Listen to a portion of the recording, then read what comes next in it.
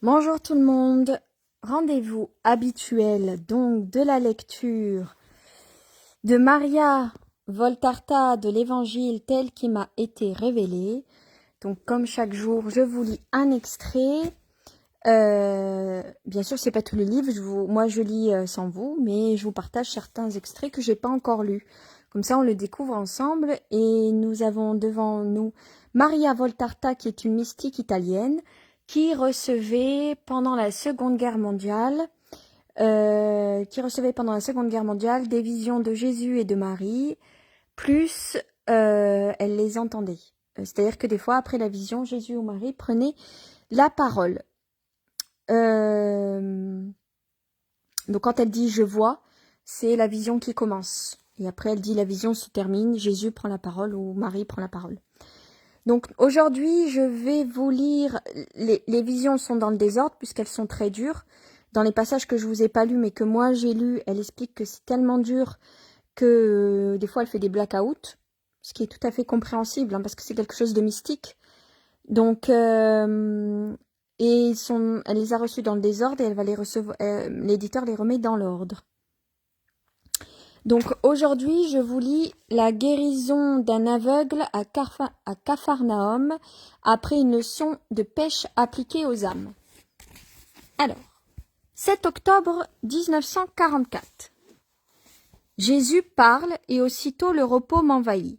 Il me plonge dans un bonheur qui me met le cœur en joie. Alors là, il n'y a pas de vision, c'est Jésus qui parle. Ok. Regarde les épisodes d'aveugle te plaisent tant, nous t'en montrons un autre. J'ai alors cette vision. Je vois un beau coucher de soleil d'été. Le soleil a embrassé tout l'Occident et le lac de Génézareth est un gigantesque miroir où se reflète le ciel illuminé. Les rues de Capharnaüm commencent à peine à être envahies par les gens, femmes qui vont à la fontaine, hommes pêcheurs qui préparent les filets et les embarcations pour la pêche nocturne, enfants qui courent en jouant à travers les rues, ânes chargés de paniers qui se dirigent vers la campagne, peut-être pour en rapporter des légumes. Jésus s'avance vers une porte qui donne sur une petite cour tout ombragée par une vigne et un figuier. Plus loin, un chemin empierré borde le lac. Ce doit être la maison de Pierre. Entre parenthèses, il est écrit « En réalité, c'est la maison de la belle-mère de Pierre ».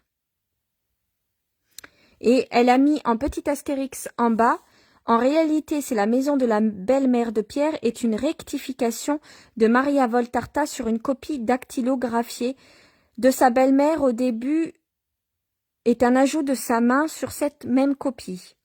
Divers passages du chapitre mentionnent les deux maisons de Pierre, la sienne à Bethsaïda et celle de sa belle-mère à Capharnaüm. Alors, ce doit être la maison de la belle-mère de Pierre, car il est sur la rive avec André, en train de préparer dans la barque les paniers à poissons et les filets et de ranger bancs et cordages, tout cela pour la pêche. En somme, et André l'aide allant et venant de la maison à la barque. Jésus interpelle son apôtre. Donc dans les chapitres précédents, Jésus a quitté Marie. Il a rencontré certains des apôtres, dont Jude, son cousin. Je rappelle, Saint Jude est l'avocat des causes désespérées. Et donc Saint Jude est un apôtre de Jésus. Il a rencontré André, Simon, Pierre, Thomas, Judas. Je crois qu'il l'a rencontré, mais il n'était pas prêt. Et on va peut-être certainement en revenir au passage un peu plus loin. Donc là, Jésus, il est sur le chemin de ses évangiles. Donc, Jésus appelle son apôtre. La pêche sera-t-elle bonne? Le temps est favorable, l'eau est calme, il y aura un clair de lune. Les poissons remonteront au fond de mon filet, les entraînera. Nous y allons seuls? Ô maître, mais comment veux-tu que nous manipulions seuls tout ce dispositif de filet? Je n'ai encore jamais pêché et j'attends que tu me l'apprennes. Jésus descend tout doucement vers le lac et s'arrête sur la rive.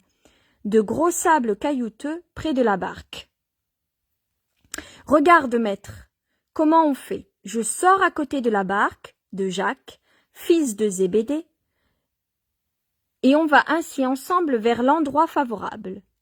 Puis, on descend le filet, nous en tenons un bout. Nous, tu m'as dit que tu veux le tenir.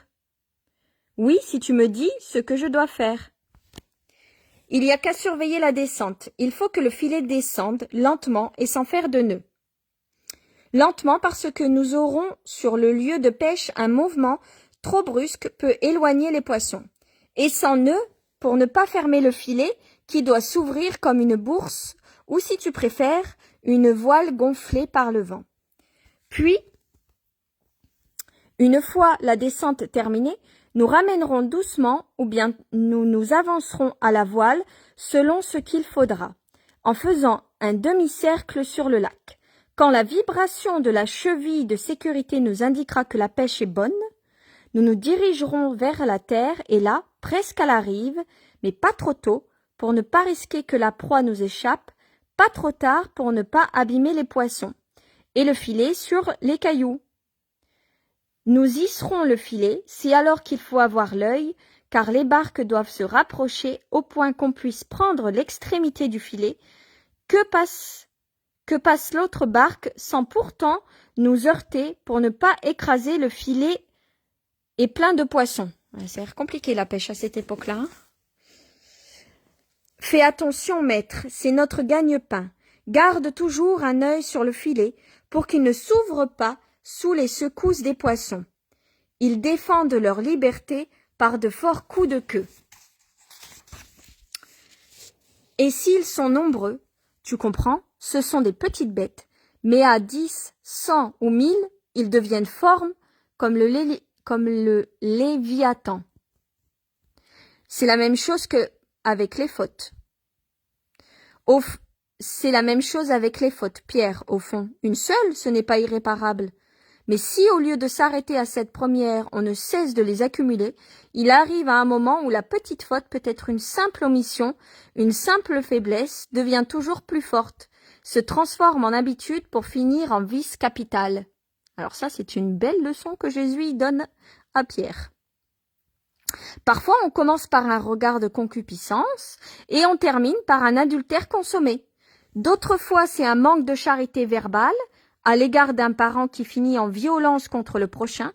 Soyez vigilants dès le début pour que les fautes n'augmentent pas leur poids sous leur nombre. Elles deviennent dangereuses et toutes puissantes, comme le serpent infernal lui-même, et elles vous entraînent à l'abîme de la géhenne. Tu parles bien, maître, mais nous sommes si faibles.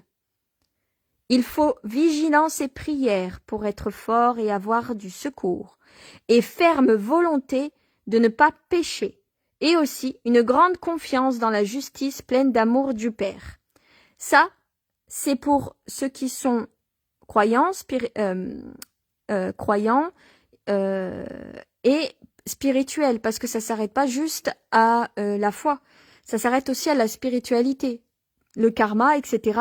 C'est comme là Jésus il vous l'explique.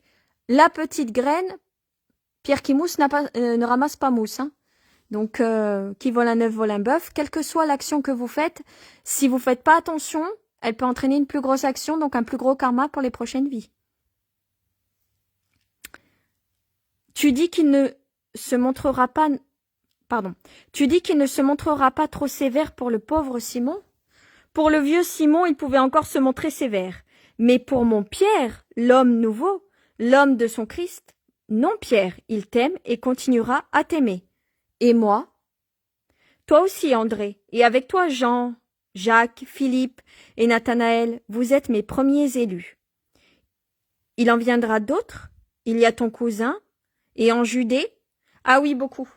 Mon royaume est ouvert à tout le genre humain, et en vérité, je te dis que, au cours de la nuit des siècles, ma pêche sera plus abondante que la plus abondante des tiennes, que chaque siècle est une nuit où le guide et la lumière ne sont pas la pure lumière d'Orion, ni celle de la lune qui parcourt le ciel, mais la parole du Christ et la grâce qui viendra de lui, cette nuit connaîtra l'aurore d'un jour sans crépuscule. D'une lumière dans laquelle tous les fidèles vivront, d'un soleil qui revêtira les élus et les rendra beaux, éternels, heureux comme des dieux inférieurs au Père, dont ils sont les fils et semblables à moi. Vous ne pouvez pas encore comprendre, mais en vérité, je vous dis, votre vie chrétienne vous obtiendra de ressembler à votre Maître, et ce seront les mêmes signes qui vous feront resplendir dans le ciel. Eh bien, j'aurai malgré la haine de Satan et la faible volonté de l'homme une pêche plus abondante que la tienne. Mais serons-nous tes seuls apôtres? Jaloux, Pierre? À chaque fois, Pierre, dans le livre, il a un petit côté jaloux qui veut garder Jésus pour lui tout seul. À chaque fois, il est là, il dit, et moi, si tu prends Jude, tu peux pas me prendre?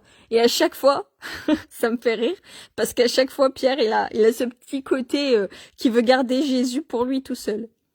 Jaloux, Pierre, non, ne le sois pas. D'autres viendront, et dans mon cœur, il y aura de l'amour pour tous.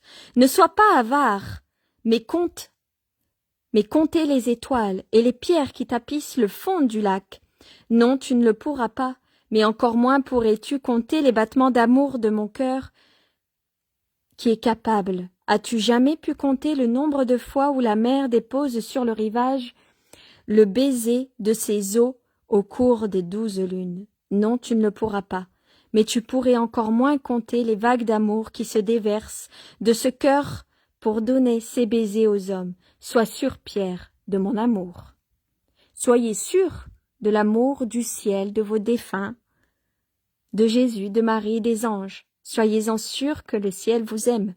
Quelles que soient vos fautes, quelles que soient vos erreurs, si vous revenez toujours vers le ciel, ça s'appelle l'amour inconditionnel. Toujours le ciel vous ouvrira ses bras. Pierre prend la main de Jésus et l'embrasse. Il est fortement ému. André regarde et n'ose pas, mais Jésus lui pose la main dans les cheveux et dit « Toi aussi, je t'aime beaucoup. À l'heure de ton aurore, Pardon, je suis un peu émue. Toi aussi, je t'aime beaucoup. À l'heure de ton aurore, tu verras se réfléchir sur la voûte du ciel. Tu le verras sans devoir lever tes yeux. Ton Jésus qui te sourira pour te dire « Je t'aime, viens ». Et ton entrée dans l'aurore, tu seras plus douce que l'entrée dans une chambre nuptiale. Simon, Simon, André, j'arrive. Jean accourt, tout essoufflé. Ô maître, je t'ai fait attendre. Jean porte sur Jésus un regard brûlant d'amour. Pierre répond, vraiment, je commençais à penser que tu ne viendrais plus. Prépare vite ta barque. Et Jacques? Voilà, c'est à cause d'un aveugle que nous sommes en retard. Il croyait que Jésus était chez nous, et il est venu. Nous lui avons dit, il est ailleurs, demain peut-être il te guérira. Attends. Mais il refusait d'attendre. Jacques disait, tu as tellement attendu la lumière, qu'est-ce qu'attendre une nuit? Ben, c'est vrai, des fois on attend, et puis qu'est-ce que ça fait d'attendre un jour de plus? Il a raison, Jacques. Mais il n'a pas voulu entendre raison. Jean, si tu étais aveugle, aurais-tu hâte de revoir ta mère? Oui, bien sûr. Alors, où est l'aveugle? Il arrive avec Jacques. Il s'est attaché à son manteau et ne le lâche pas. Mais il marche lentement, car la rive est couverte de pierres, et il trébuche. Maître, me pardonneras-tu d'avoir été dur? Ah, c'est vrai, la dureté. Oui, mais pour réparer, va aider l'aveugle et amène-le-moi. Ça aussi, je dois arrêter d'être aussi dur. Moi, j'aurais dit comme Thomas. Jean s'éloigne en courant. Pierre hoche légèrement la tête, mais se tait. Il regarde le ciel qui prend des reflets bleus. Après avoir été cuivré, regarde le lac, regarde les autres barques, déjà sorties pour la pêche, et soupire. Simon, maître, n'aie pas peur, tu auras une pêche abondante, même si tu es le dernier à sortir. Même cette fois, toutes les fois où tu seras charitable, Dieu te favorisera une pêche abondante. Voici l'aveugle. Le pauvre homme avance entre Jacques et Jean. Il tient un bâton, mais ne s'en sert pas pour le moment. Il préfère se fier à ses deux guides. Homme, voici le maître, il est devant toi. L'aveugle s'agenouille. Monseigneur, pitié. Tu veux voir? Lève-toi. Depuis quand es-tu aveugle? Les 4 apôtres les entourent tous. Depuis 7 ans, Seigneur. Auparavant, j'y voyais clair, et je travaillais. J'étais artisan à Césarée-Maritime. Je gagnais bien ma vie. Le port, les nombreux commerçants avaient toujours besoin de moi pour leurs travaux. Mais en battant le fer d'une ancre, tu peux penser que s'il était rouge pour se prêter au travail, il en a volé un éclat ardent qui m'a brûlé l'œil. Mes yeux étaient déjà malades à cause de la chaleur de la forge. J'ai perdu l'œil, atteint, et l'autre 3 mois après. J'ai épuisé mes économies et maintenant je vis de charité. Tu es seul? J'ai une femme et 3 enfants très jeunes. Je ne connais même pas le visage du dernier. J'ai aussi une mère âgée. Maintenant, c'est elle et ma femme qui gagnent un peu de pain. Avec cela et l'eau-bol que j'apporte, on ne meurt pas de faim. Si tu me guérissais, je recommencerais à travailler, en bonne Israélite. Je ne te demande qu'à travailler et à procurer du pain à ceux que j'aime. Es-tu venu me trouver? Qui t'a informé? Un lépreux que tu as guéri au pied du mont Tabor, quand tu revenais au lac après de si beaux discours. Dans le chapitre précédent, Jésus guérit un lépreux, mais il se retourne vers ses apôtres et il dit une très belle phrase que j'ai beaucoup aimée. Il a dit ce n'était rien, ce n'était que la lèpre de la chair. La lèpre du cœur est 10 fois plus difficile à guérir que la lèpre de la chair. Et j'ai trouvé que c'était très beau. Qu'est-ce qu'il t'a dit? Que tu peux tout, que tu es le salut des corps et des âmes, que tu es la lumière pour les âmes et pour les corps, parce que tu es la lumière de Dieu.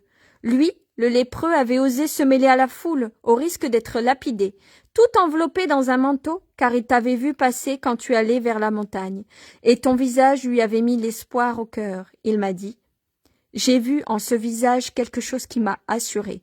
C'est là qu'est le salut.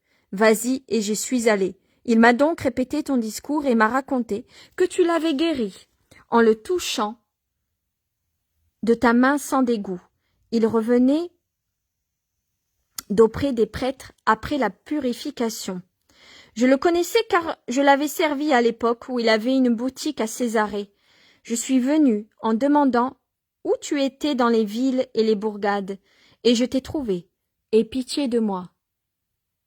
Viens. La lumière est encore trop vive pour celui qui sort de la nuit. Tu me guéris alors? Jésus le guide vers la maison de Pierre, dans la faible lumière du petit jardin. Il le place en face de lui, mais de façon que les yeux guéris ne voient pas en premier lieu le lac encore tout moiré de lumière. L'homme paraît être un enfant docile, tant il se laisse faire sans rien demander. Père, ta lumière pour ton enfant. Jésus a posé les mains sur la tête de l'homme agenouillé. Il reste ainsi un instant, puis il se mouille le bout des doigts avec de la salive et effleure de sa main droite, les yeux ouverts, mais sans vie. Un moment se passe, puis l'homme remue les paupières, les frotte comme quelqu'un qui sort du sommeil et du brouillard. Devant les yeux, que vois-tu? Oh! Oh! Ô Dieu éternel, il me semble que je distingue ton habit. Il est rouge, n'est-ce pas? Et une main blanche, et une ceinture de laine. Oh, mon bon Jésus, je vois de mieux en mieux, à mesure que mes yeux s'habituent. Voilà l'herbe du sol, et ça, c'est sûrement un puits, et là, c'est une vigne. Lève-toi, mon ami. L'homme se relève, pleurant et riant à la fois. Après un instant de lutte entre le respect et le désir, il lève la tête et rencontre le regard de Jésus, un Jésus souriant, d'une piété pleine d'amour. Ce doit être merveilleux de recouvrer la vue et de voir ce visage comme un premier soleil. L'homme pousse un cri et tend les bras, c'est instinctif, mais il s'arrête. C'est alors que Jésus, qui lui ouvre les siens et attire à lui l'homme de plus petite taille. Maintenant, rentre chez toi et sois heureux et juste. Va avec ma paix. Maître, maître, Seigneur Jésus, Saint, béni, la lumière, j'y vois, je vois tout. Voici le lac bleu et le ciel serein, le soleil couchant, le premier quartier de la lune. Mais le plus beau bleu, le plus serein, c'est dans tes yeux que je le vois. Parce que Jésus a les yeux bleus. En toi, je vois la beauté du soleil, le plus vrai et la plus pure splendeur de la plus sainte des lunes. Astre de ceux qui souffrent, lumière des aveugles, pitié vivante et opérante. Je suis la lumière des esprits, sois un fils de la lumière. Toujours, Jésus, à chaque battement de mes paupières, sur ma pupille, rendue à la vie, je renouvellerai ce serment. Sois béni, toi et le Très-Haut. Béni soit le Très-Haut, le Père va. Et l'homme part heureux, tranquille, pendant que Jésus et les apôtres stupéfaits descendent dans les 2 barques et que commence la manœuvre du départ. La vision prend fin. Voilà, vous avez eu la vision de Jésus qui guérit un aveugle. Vous avez la vraie vue, dans ce livre que je vous lis, les évangiles, c'est la vraie vie de Jésus. C'est tel que ça s'est passé, tel que Jésus le montre. Alors, je vais vous lire un autre chapitre parce que j'ai vraiment envie de le lire avec vous. C'est le chapitre tout de suite après. Le démoniaque guéri dans la synagogue de Capharnaüm en conclusion d'une discussion. Je vais vous lire avec vous. J'ai envie de le lire avec vous. 2 novembre 1944. La vision prend. Je vois la synagogue de Capharnaüm. Elle est déjà remplie.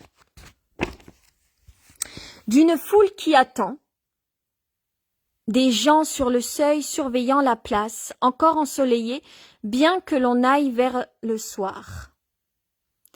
Finalement, un cri s'élève. Le rabbi arrive. Tous se retournent vers la sortie. Les moins grands montent sur la pointe des pieds ou cherchent à se pousser en avant. Il y a même quelques disputes et quelques bousculades malgré les reproches des employés de la synagogue et des notables de la cité. La paix soit avec tous ceux qui cherchent la vérité. Jésus est sur le seuil et salue en bénissant les bras tendus en avant.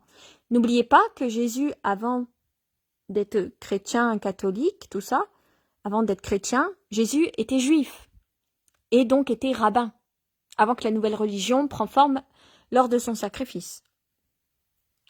La lumière très vive qui vient de la place ensoleillée met en valeur la grande taille et le nimbe de lumière.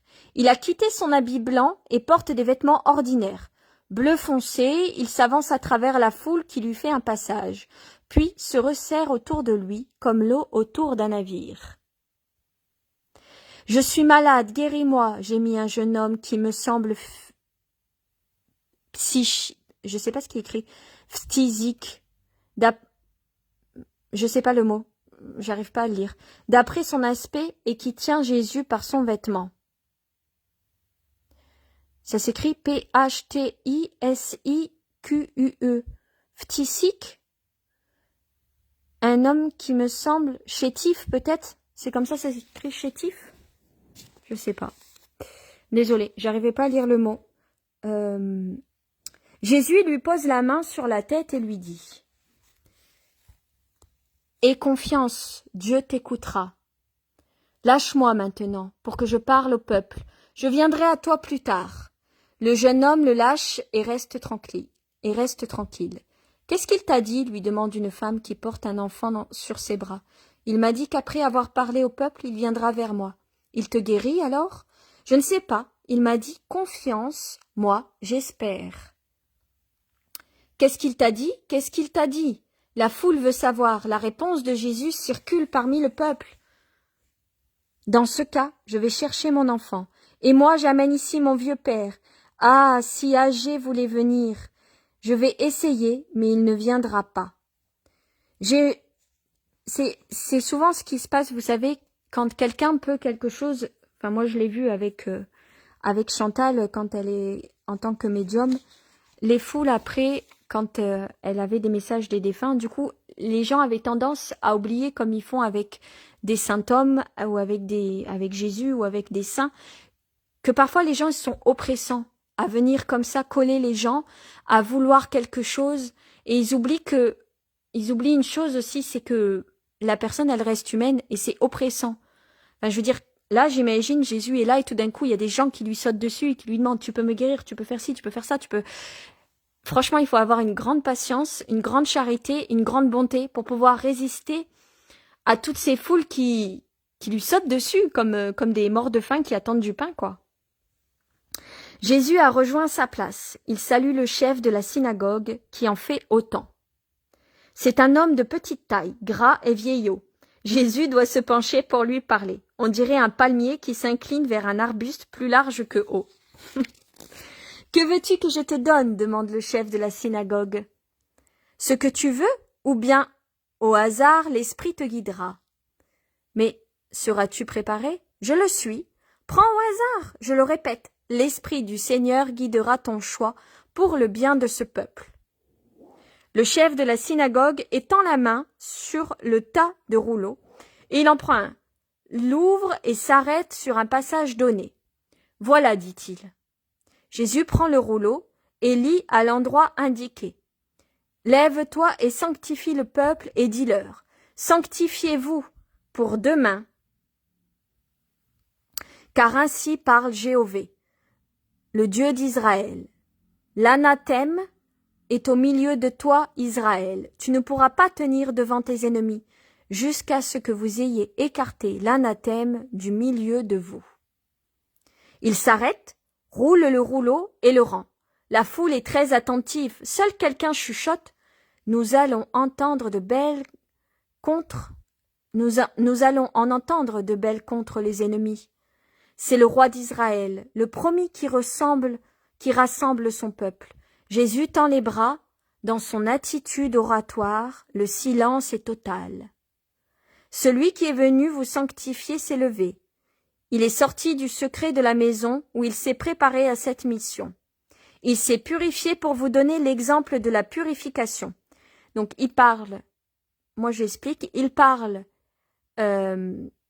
est sorti de la maison, c'est-à-dire de la maison de Marie, pendant tout ce temps où il est resté avec Marie.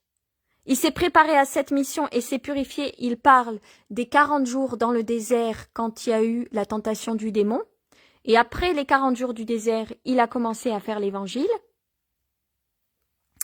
Il a pris position face aux puissants du temple et au peuple de Dieu. Et maintenant, il est parmi vous. C'est moi, non pas comme le pensent et l'espèrent certains parmi vous, qui ont l'esprit obscurci et le cœur troublé, plus grand et plus noble est le royaume dont je suis le futur roi et auquel je vous appelle. Je vous appelle, hommes d'Israël, avant tout autre peuple, parce que vous êtes ceux qui avaient eu dans les pères de vos pères la promesse de cette heure et l'alliance avec le Seigneur très haut.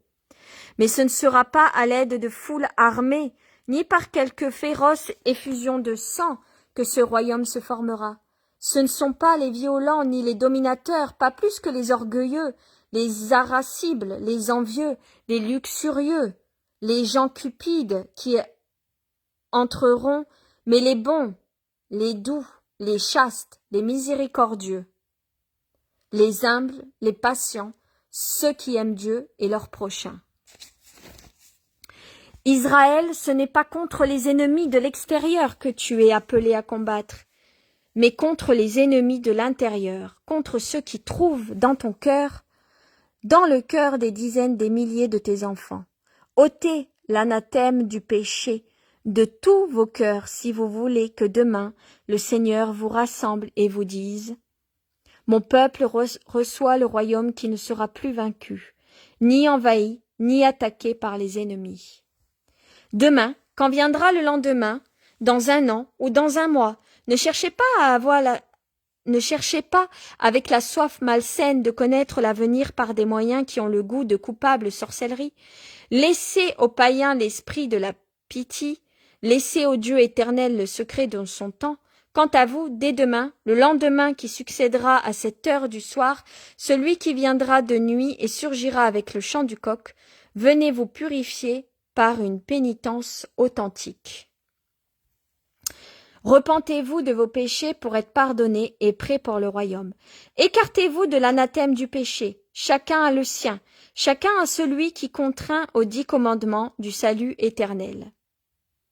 Examinez-vous, chacun, sincèrement, et vous trouverez le point sur lequel vous vous êtes trompé. Ayez en humblement un repenti sincère. Veuillez vous repentir, mais pas en parole seulement. On ne se moque pas de Dieu, et on ne le trompe pas. Mais repentez-vous avec la volonté. Arrêtez de changer de vie, de revenir à la loi du Seigneur. Le royaume des cieux vous attend demain. Demain, demandez-vous? Ah, à l'heure de Dieu est toujours un prompt lendemain. Mais quand elle arrive au terme d'une longue vie, comme celle des patriarches, l'éternité n'a pas pour mesurer le temps, le lent écoulement du sablier, ces mesures du temps que vous appelez jours, mois, années, siècles, sont les battements du cœur de l'Esprit éternel qui vous garde en vie. Mais vous êtes éternel spirituellement, et vous devez spirituellement garder la même méthode de mesure du temps que votre Créateur. Par conséquent, vous devez vous dire, demain, ce sera le jour de ma mort. Bien plus, il n'y a pas de mort pour celui qui est fidèle, mais un repos dans l'attente du Messie, qui ouvre les portes des cieux. En vérité, je vous déclare que parmi ceux qui sont ici présents, 27 seulement devront attendre leur mort.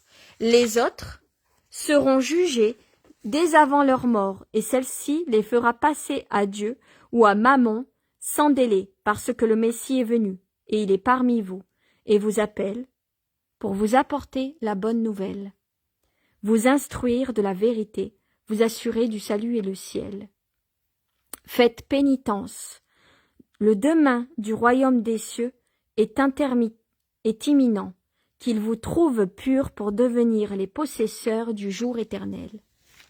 La paix soit avec vous. Un Israélite, barbu, aux vêtements somptueux, se lève pour le contredire et déclare: Maître, ce que tu affirmes me paraît en opposition avec ce qui est dit au livre second des Maccabées. Gloire d'Israël. Il y est écrit: Quand les pécheurs ne sont pas laissés longtemps eux-mêmes, mais que les châtiments ne tardent pas à les atteindre, c'est une marque de grande bonté à l'égard des autres nations. Le Maître attend avec une longanimité pour les châtier, qu'elles arrivent à combler la mesure de leur iniquité. Toi, au contraire, tu parles comme si le Très-Haut pouvait être très lent à nous punir, comme s'il nous attendait à la star des autres peuples au temps du jugement, quand la mesure des péchés sera comble. Vraiment, les faits t'apportent un démenti. Israël est puni, comme le dit l'histoire des Maccabées. Mais si c'était comme tu le prétends, n'y aurait-il pas eu un désaccord entre ton enseignement et celui qui ressort de la phrase que je t'ai rapportée? J'ignore qui tu es, mais qui que tu sois, je te réponds. Il n'y a pas de désaccord dans la doctrine, mais dans la manière d'interpréter les paroles. Tu les interprètes d'une manière humaine, moi d'une manière spirituelle. En digne représentant de la majorité des hommes, tu vois toute une référence au présent et à ce qui se passe. Moi, en représentant de Dieu, j'explique tout, et en fait, l'application à l'éternel et au surnaturel. Jéhovah vous a frappé, oui, dans le présent, à cause de votre orgueil et de votre prétention à être un peuple selon les idées de la terre. Mais comme il vous aimait, comme il a usé de patience envers vous, plus qu'envers aucun autre, en vous accordant à vous le Sauveur, son Messie, pour que vous l'écoutiez et que vous sauviez avant l'heure de la colère divine. Il ne veut plus que vous soyez pécheurs, mais s'il vous a frappé en ce monde qui passe, voyant, la blessure ne guérit pas, mais au contraire émousse toujours plus votre âme. Il vous envoie non pas la punition, mais le salut. Il vous envoie celui qui vous guérit et vous sauve, moi qui vous parle. Ne te trouves-tu pas prétentieux de te poser en représentant de Dieu? Aucun des prophètes n'a eu cette audace, et toi? Qui es-tu, toi, qui parles, et sur l'ordre de qui parles-tu? Les prophètes ne pouvaient dire d'eux-mêmes ce que je dis de moi. Qui suis-je? L'attendu, le promis, le Rédempteur. Vous avez déjà entendu celui qui m'a précédé proclamer, préparer les voies du Seigneur. Voici que vient le Seigneur Dieu. Comme un berger, il paîtra son troupeau, tout en étant l'agneau de la vraie Pâque. Il y a parmi vous des gens qui ont entendu ces paroles de la bouche du précurseur, et qui vous ont vu le ciel s'éclairer sous l'effet d'une lumière qui descend en forme de colombe, qui ont entendu une voix qui disait qui j'étais, sur l'ordre de qui je parle, sur l'ordre de celui qui est et qui m'envoie. Certes, tu peux le dire, mais tu peux également être un menteur, ou être dans l'illusion. Tes paroles sont saintes, mais Satan lui aussi a ses paroles trompeuses, masquées de sainteté pour entraîner dans l'erreur. Nous ne te connaissons pas. Je suis Jésus, fils de Joseph, de la race de David, né à Bethléem, Ephrata, selon la promesse appelée Nazaréen, parce que j'habite Nazareth. Cela, du point de vue du monde, selon Dieu, je suis son Messie. Mes disciples le savent. Oh, eux, ils peuvent affirmer ce qu'ils veulent, et ce que tu leur fais dire. Un autre parlera, qui ne m'aime pas, et dira qui je suis. Attends que j'appelle une personne présente. Jésus regarde la foule, étonné de la discussion, choqué et divisé en opinions contraires. Il cherche quelqu'un avec ses yeux de saphir, puis crie à voix haute « Âgé, approche-toi, je te l'ordonne !» Murmure dans la foule qui s'ouvre pour laisser passer un homme secoué de tremblements et soutenu par une femme. Connais-tu cet homme? Oui, c'est Âgé, fils de Malachi, ici de Capharnaüm. Il est possédé par un esprit malin qui le fait entrer dans des accès de folie furieuse et soudaine. Ouh là là, Jésus va faire un exorcisme là. Je voudrais bien, je vais voir comment. Pardon, excusez-moi, je suis un peu excitée de savoir comment il fait. Tout le monde le connaît, la foule crie. Oui, oui, quelqu'un peut-il dire qu'il m'a parlé, ne serait-ce que quelques minutes? La foule crie. Non, non, il est comme hébété et ne sort jamais de chez lui, et personne ne t'y a jamais vu. Femme, amène-le-moi. La femme le pousse et le traîne. Le pauvre homme tremble d'autant plus fort. Le chef de la synagogue avertit Jésus. Attention, le démon va le tourmenter. Et alors il s'excite, griffe et mord. Il faut savoir qu'en cas vraiment de possession, les humains, quand ils sont possédés des démons, ont plus de force que des fois 10 hommes en même temps. La foule s'écarte en se pressant contre les murs. Les deux hommes sont désormais en face l'un de l'autre. Un instant de résistance. On dirait que l'homme, habitué au mutisme, a du mal à parler et gémit. Plus sa voix s'articule. Qu'y a-t-il entre toi et nous, Jésus de Nazareth? Pourquoi es-tu venu nous tourmenter, nous exterminer, toi, le maître du ciel et de la terre? Je sais qui tu es. Le Saint Dieu, aucun être charnel ne fut plus grand que toi, parce que dans ta chair d'homme est renfermé l'esprit du vainqueur éternel. Tu m'as déjà vaincu dans. Tais-toi et sors de lui. Je te l'ordonne. L'homme est pris d'une étrange agitation. Il tremble par à-coups, comme s'il y avait quelqu'un qui le maltraitait en le poussant et en le secouant. Il hurle d'une voix inhumaine, écume, puis est plaqué au sol, d'où il se relève ensuite étonné et guéri. Tu as entendu? Que réponds-tu maintenant? Demande Jésus à son contradicteur. L'homme barbu et bien habillé hausse les épaules et vaincu s'en va sans répondre. La foule se moque de lui et applaudit Jésus. Silence, c'est un lieu sacré, dit Jésus qui ordonne. Amenez-moi le jeune homme à qui j'ai promis l'aide de Dieu. Le malade se présente à Jésus. Jésus le caresse. Tu as eu foi. Sois guéri, va en paix et sois juste. Le jeune homme pousse un cri. Qui sait ce qu'il éprouve? Il se jette aux pieds de Jésus et les baise en remerciant. Merci pour moi et pour ma mère.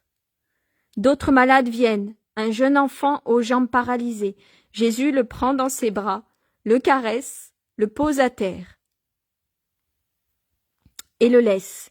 Au lieu de tomber, l'enfant court vers sa mère qui le reçoit, sur son cœur en pleurant, et bénit à haute voix le Saint d'Israël. Arrive un vieillard, aveugle, conduit par sa fille, lui aussi se voit guérir par une caresse de ses orbites malades. De la part de la foule, c'est un délire de bénédiction. Jésus se fraye un chemin en souriant. Malgré sa haute taille, il n'arrivera pas à fendre la foule. Si Pierre, Jacques, André et Jean ne travaillent pas du coude généreusement, aucun accès ne s'ouvrait depuis leur coin jusqu'à Jésus, et ne les protégeait jusqu'à la sortie sur la place, où le soleil a disparu. La vision se termine ainsi. Donc vous avez eu la vision de Jésus qui guérit un aveugle et la vision de Jésus qui fait un exorcisme, qui enlève la possession du démon. Voilà. Ben écoutez, je vous souhaite une bonne soirée. Pour ceux que je revois pas pour la vidéo de quel saint prier, je vous dis à demain pour ceux qui prient avec moi. Les chapelets tous les jours, à demain 15h. Et puis comme il dit Jésus, allez dans la paix du Christ. Bonne soirée, bon week-end, au revoir.